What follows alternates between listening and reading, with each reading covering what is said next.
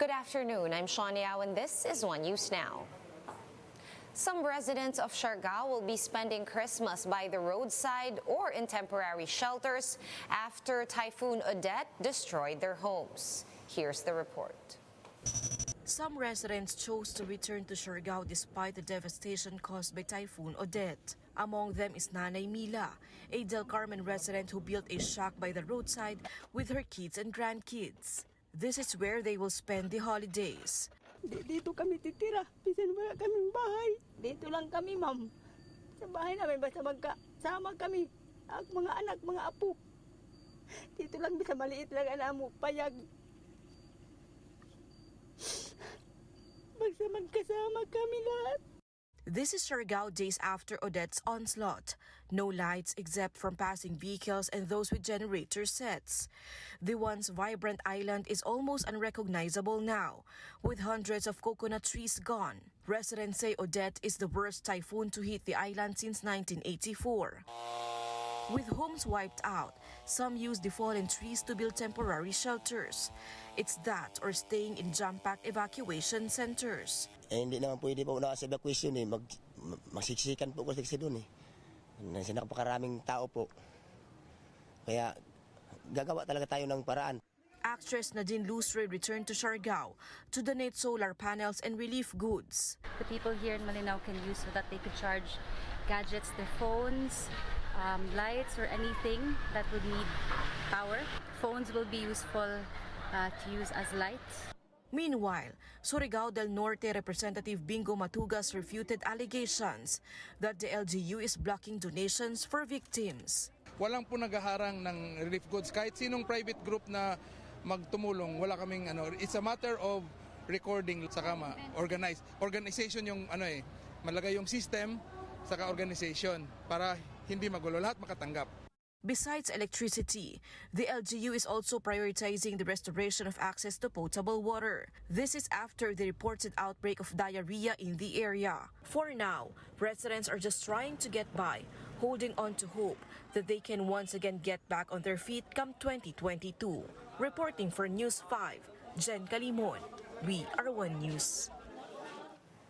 Residents in areas hit by Typhoon Odette are complaining about overpriced basic goods or commodities despite the implementation of a price freeze in affected areas.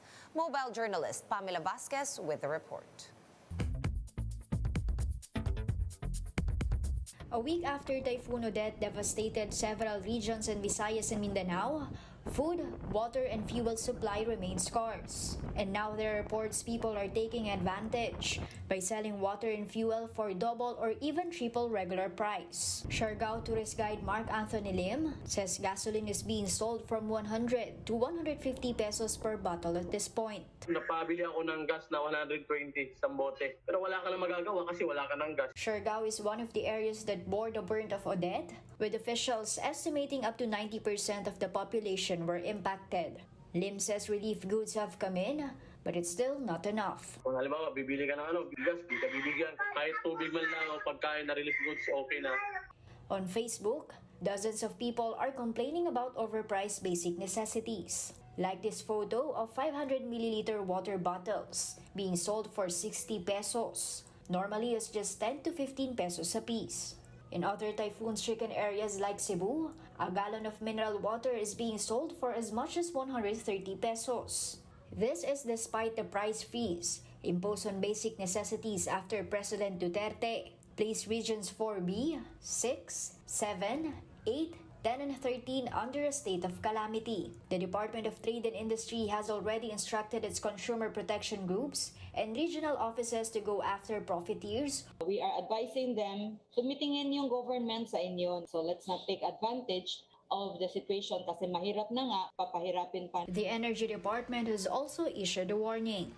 We are calling the attention of retail outlets that are overpricing, that they are violating Section 52 of the Consumer Act. Merong administrative and criminal penalties po yan. DTI is urging the public to report incidents of overpricing through its main Facebook page, DTI Philippines, or consumer care at dti.gov.ph. Mobile journalist Pamela Vasquez, We Are One News. We're going to pause for a quick break, but we will be back with more stories after that. Keep it here on One News.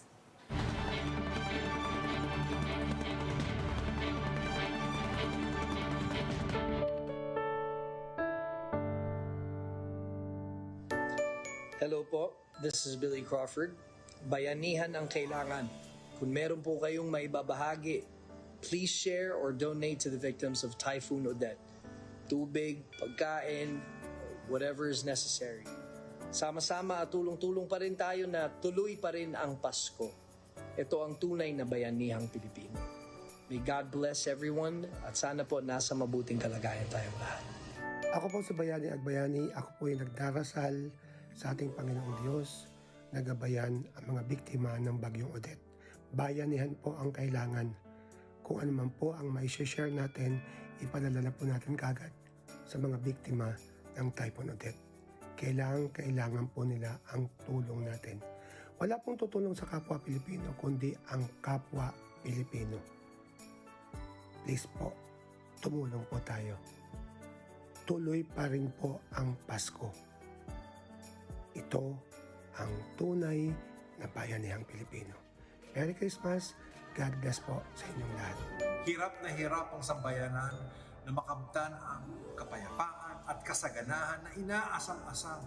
Kaya't ang Diyos na mismo ang bumaba para bigyan tayo ng maligayang Pasko. Hashtag tuloy pa rin ang Pasko. Yes, at gusto natin na mapaligaya natin ang ating mga kapatid, and now more than ever, kailangan po nila ng ating tulong. Kaya't sana po tingnan natin yung mga naka-flash dyan sa ating mga screen para naman makapagbigay tayo ng ligaya sa kanila. Hashtag para sa nasalanta ng Bagyong Odette. Maligayang Pasko sa inyong lahat. At manigong bagong taon. Tuloy pa rin ang Pasko, maligayang bayanihan Pilipino.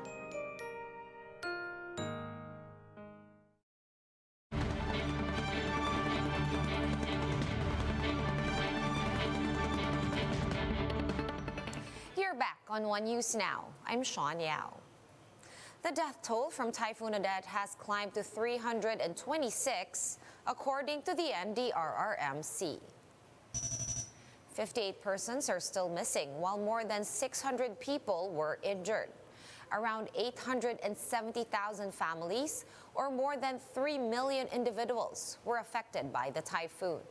Some 300,000 of them are still staying in evacuation centers across different regions. Let's take a quick look at today's other top stories. The Health Department is studying the possibility of having monthly vaccination drives by next year.